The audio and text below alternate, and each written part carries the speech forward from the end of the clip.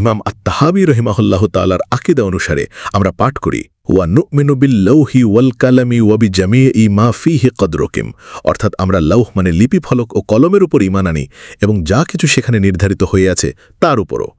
এখন রাসূলুল্লাহ সাল্লাল্লাহু আলাইহি ওয়াসাল্লাম, আল্লাহর রাসূল সাল্লাল্লাহু আলাইহি ওয়াসাল্লাম আমাদের বলেন যে প্রথমে কেবল আল্লাহ ছিলেন এবং আল্লাহ সুবহানাহু ওয়া তাআলা ছাড়া আর কিছুই ছিল না। তারপর আল্লাহ সুবহানাহু ওয়া তাআলা তার আরশ সৃষ্টি করেন। তারপর আল্লাহ সুবহানাহু ওয়া তাআলা কলম সৃষ্টি করেন।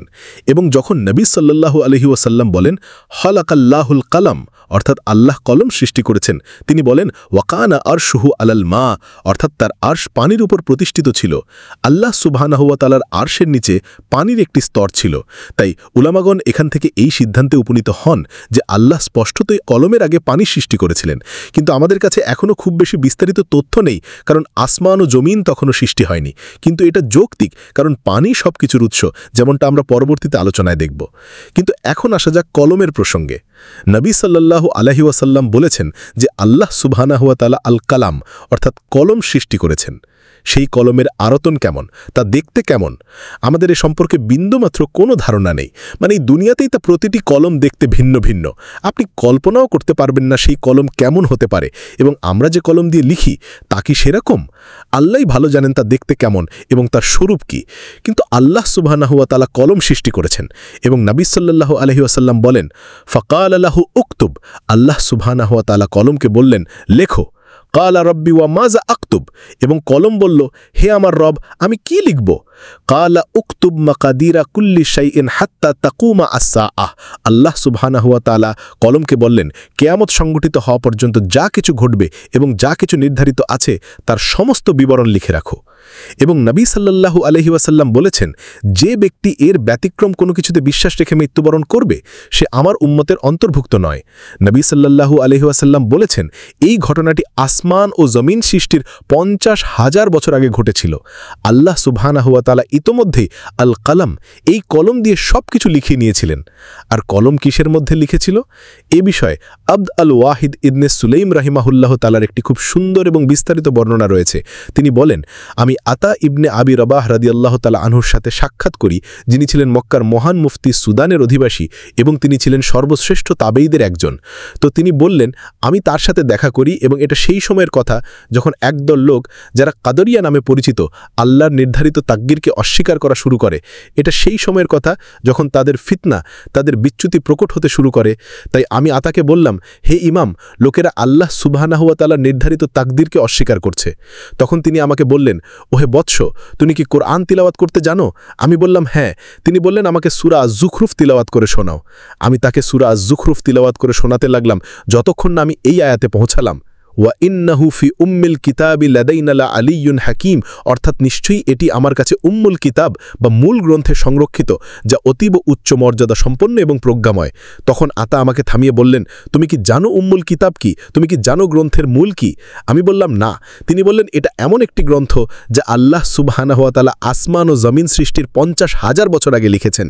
এর মধ্যে লেখা আছে যে ফিরাউন জাহান্নামবাসীর অন্তর্ভুক্ত, এবং তাব্বাতি ইয়াদা আবি লাহাবি ওয়া তাব, অর্থাৎ আবু লাহাবের 2 হাত ধ্বংস হোক, এবং কিয়ামত পর্যন্ত যা কিছু ঘটবে তার সব কিছু লেখা আছে। এই গ্রন্থে সব কিছু আছে। এমনকি ফেরাউনও মূসা আলাইহিস সালামকে জিজ্ঞাসা করেছিল, যেমনটা আল্লাহ সুবহানাহু ওয়া তাআলা আমাদের বলেছেন। এবং এটা বেশ বিব্রুপাত্মক, কারণ আতা ইবনে আবি রাবা এখানে বিশেষভাবে ফেরাউনের কথাই উল্লেখ করছেন। ফেরাউন মূসা আলাইহিস সালামকে জিজ্ঞাসা করেছিল, এবং এটা কোরআনে নথিভুক্ত আছে, ফামা বাল্লুল কুরুনিল উলা, অর্থাৎ পূর্ববর্তী প্রজন্মগুলোর কি অবস্থা? আমরা পূর্ববর্তী প্রজন্মগুলো এবং তাদের সাথে কি ঘটেছিল সে সম্পর্কে কি জানি? এবং মূসা আলাইহিস সালাম উত্তর দিয়েছিলেন, কালা ইলমুহা ইনদা রব্বি ফি কিতাব লা ইয়াজিল্লু রব্বি ওয়ালা ইয়ানসা, অর্থাৎ তার জ্ঞান আমার রবের কাছে একটি কিতাবে লিপিবদ্ধ আছে। আমার রব কোনো ভুল করেন না এবং ভুলেও যান না।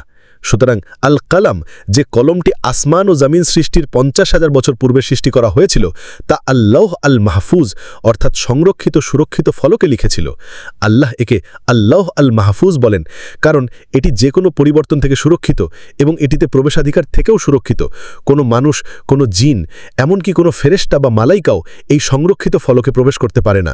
শুধুমাত্র আল্লাহ সুবহানাহু ওয়া তাআলারই আল্লাহ আল মাহফুজে প্রবেশাধিকার আছে। তাই এটি সুরক্ষিত, এটি সংরক্ষিত, এর ভেতরে কি আছে তা কেবল আল্লাহই জানেন এবং আল্লাহ সুবহানাহু ওয়া তাআলা কোরআনে একে অনেক নামে অভিহিত করেছেন।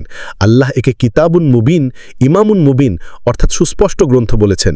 সুতরাং সেই গ্রন্থে কোনো অস্পষ্টতা নেই, এটা সবকিছু নির্ভুলভাবে নথিভুক্ত করে। আল্লাহ একে কিতাবিন মাস্তুর অর্থাৎ একটি উন্মোচিত অস্পৃষ্ট ফলক বলেছেন, তাই এটি কখনো স্পর্শ করা হয়নি, এর পাতাগুলো কোনোভাবেই ভাঁজ করা হয়নি এবং অবশ্যই এর পাতাগুলো আমাদের পাতার মতো দেখতে নয়, এটি একটি বিশেষ ধরনের গ্রন্থ। এবং আল্লাহ সুবহানাহু ওয়া তাআলা বলেন, মা ফাররাতনা ফিল কিতাবি মিন শাই, অর্থাৎ আমি এই কিতাবে কোনো কিছুই বাদ দেইনি, সব কিছুই সেই গ্রন্থের মধ্যে আছে।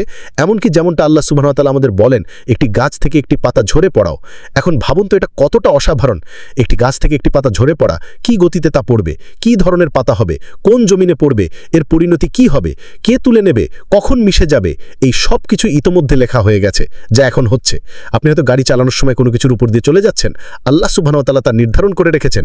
আপনি দরজা খোলার সময় হয়তো নবটি নিয়ে কিছুটা শিরম্বন্ধ করবেন বা ভুল দিকে ঘোরাবেন, সেটা আসমান ও জমিন সৃষ্টির 50,000 বছর আগেও আল্লাহ আল মাহফুজে লেখা হয়ে গেছে এবং আমরা এটিকে একটি আশাবাদী দৃষ্টিভঙ্গি দিয়েও দেখতে পারি। আল ইমাম আশ-শাআবী রাহিমাহুল্লাহু তাআলা একবার তার স্ত্রীর সাথে মধুর আলাপ করছিলেন এবং তিনি বলেছিলেন, এটা কি আশ্চর্যের নয় যে আল্লাহ সুবহানাহু ওয়া তাআলা আসমানকে সমুদ্রের সাথে পরিচয় করে দেওয়ার 50,000 বছর আগে তিনি আমার পাশে তোমার নামটি লিখে রেখেছিলেন। সুতরাং আসমান ও জমিন সৃষ্টির 50,000 বছর আগেই আমাদের নাম একে অপরের পাশে লেখা হয়ে গেছিল। সুতরাং সবকিছুই আল্লাহ আল মাহফুজের মধ্যে আছে, সবকিছুই সেই সংরক্ষিত ফলকের মধ্যে আছে, যা কিছু ঘটেছিল, যা কিছু ঘটেছে, যা কিছু ঘটবে। এবং এর বর্ণনা সম্পর্কে আমাদের কাছে খুব বেশি তথ্য নেই, শুধুমাত্র আব্দুল্লাহ ইবনে আব্বাস রাদিয়াল্লাহু তাআলা আনহুর একটি বেশ লম্বা বর্ণনা ছাড়া। এবং আব্দুল্লাহ ইবনে আব্বাস রাদিয়াল্লাহু তাআলা আনহু বলেন যে আল্লাহ আল মাহফুজ আল বাইতুল মামুরে সংরক্ষিত, জানি আমরা পরবর্তীতে সম্ভবত ইনশাআল্লাহ তাআলা কথা বলবো, সেই ঘন ঘন জিয়ারতকৃত ঘর যেখানে মালাইকা বা ফেরেশতারা তাওয়াফ করেন এবং এটি সরাসরি আল্লাহ সুবহানাহু ওয়া তাআলার আরশের নিচে সপ্তম আসমানে সংরক্ষিত।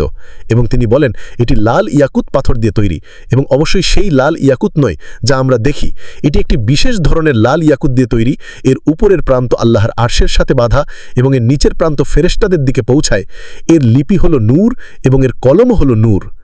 তিনি বলেন আল্লাহ দিনে বহুবার শত শতবারের দিকে দৃষ্টিপাত করেন এবং প্রতিটি দৃষ্টিপাতে তিনি যা ইচ্ছা তাই করেন। তিনি কোনো বিনয়ী ব্যক্তিকে সম্মানিত করেন, কোনো সম্মানিত ব্যক্তিকে অপমানিত করেন, কোনো দরিদ্রকে ধনী করেন, কোনো ধনীকে দরিদ্র করেন। তিনি একজনকে জীবন দান করেন, আরেকজনকে মৃত্যু দান করেন এবং তিনি যা ইচ্ছা তাই করেন। লা ইলাহা ইল্লাহু, তিনি ছাড়া কোনো উপাস্য নেই। আসসালামু আলাইকুম ওয়া রাহমাতুল্লাহি ওয়া বারাকাতুহু। আশা করি আপনারা এই ভিডিওটি উপভোগ করেছেন এবং এর থেকে উপকৃত হয়েছেন। যদি তাই হয় তাহলে প্লিজ এটি শেয়ার করুন এবং যদি আপনি এই সিরিজের বাকি অংশ অনুসরণ করতে চান তাহলে প্লিজ উপরের বক্সে ক্লিক করুন। আর যদি আপনি আমাদের অন্যান্য সমস্ত পর্ব এবং ভিডিও দেখতে চান তাহলে প্লিজ তার নিচের বক্সে ক্লিক করুন। আর আরও চমৎকার বিষয়বস্তুর জন্য চ্যানেলটি সাবস্ক্রাইব করতে ভুলবেন না।